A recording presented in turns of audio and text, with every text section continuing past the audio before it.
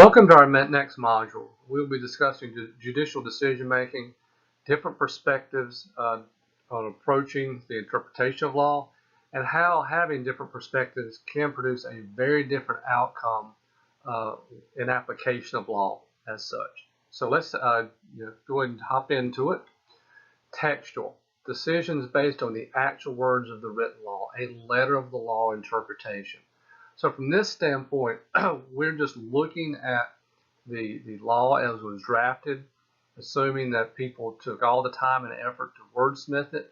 So we're just going to focus on what the law says to interpret law. All right, pretty straightforward. Next, historical.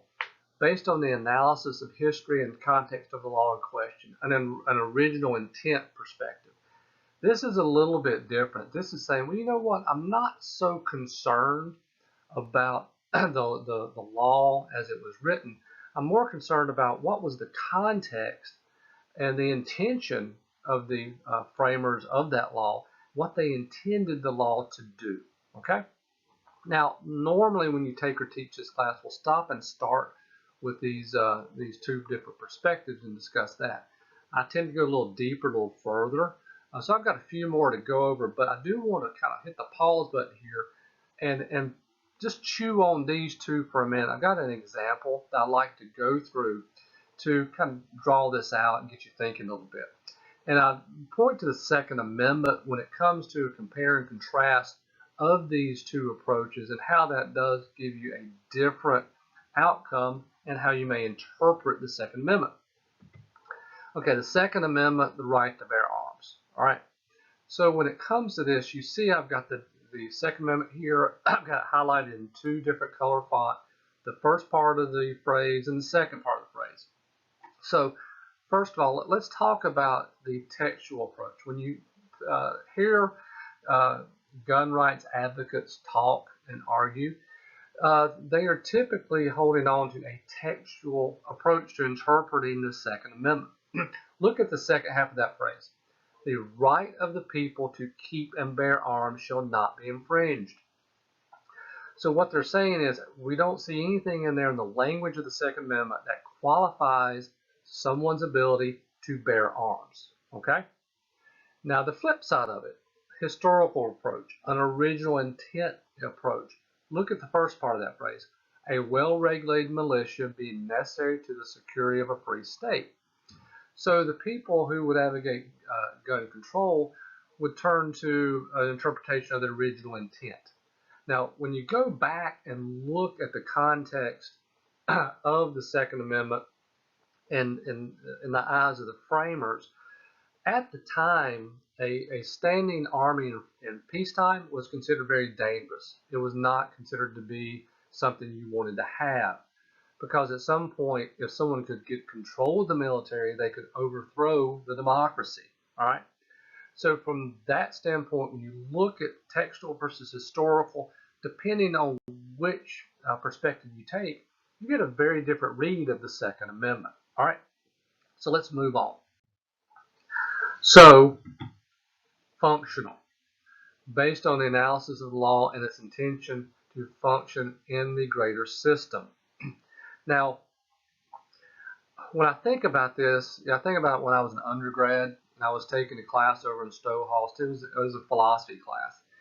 And the instructor pointed to one of those bricks in one of those exterior brick walls and said, look at that brick. You can look at that brick, describe that brick, analyze that brick, all you want. But you can't fully understand it unless you analyze it within the greater context of the totality of the brick wall.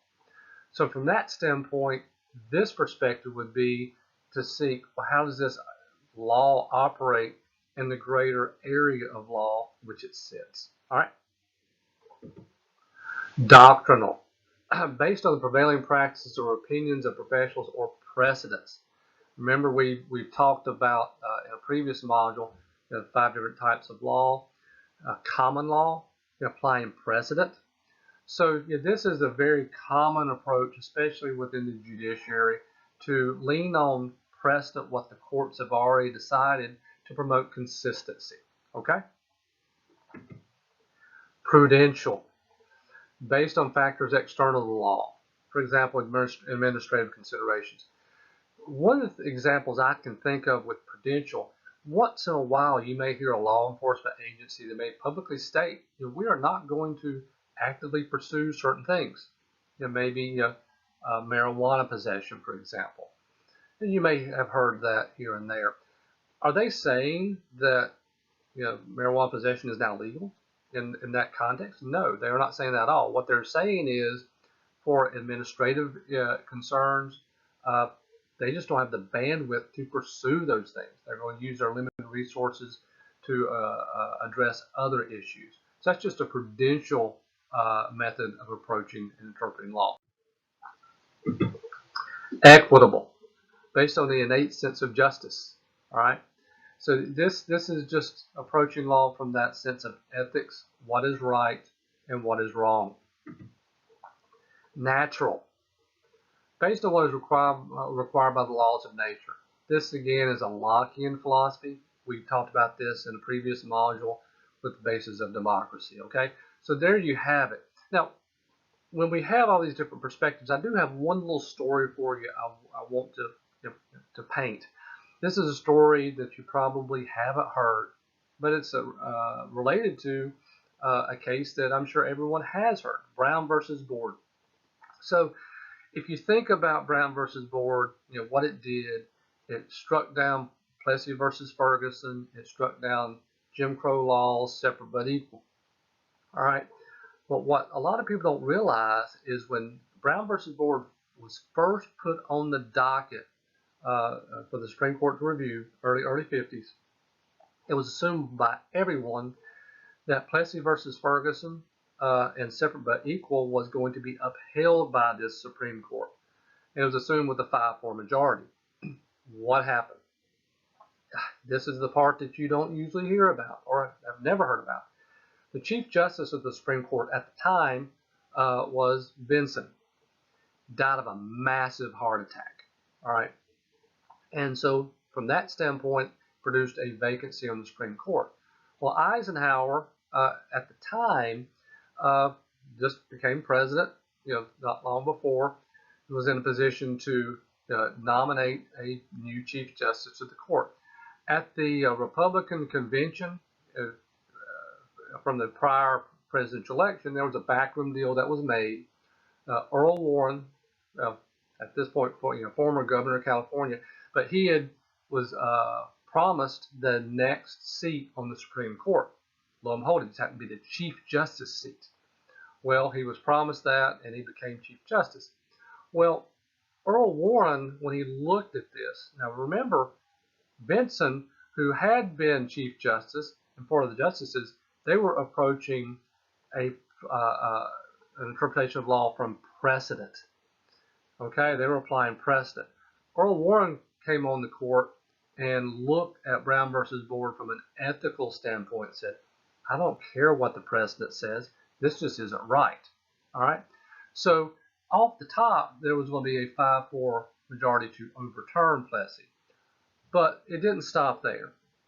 What Earl Warren did in the coming weeks, he poked and prodded those other 4 justices who had looked at interpreting Brown versus Board from a position of precedent, and he impressed upon them the ethical issues. And in the coming weeks, he flipped their perspective from applying precedent to one of applying an ethical position. And so that's another learnings that we can take from looking at Supreme Court cases.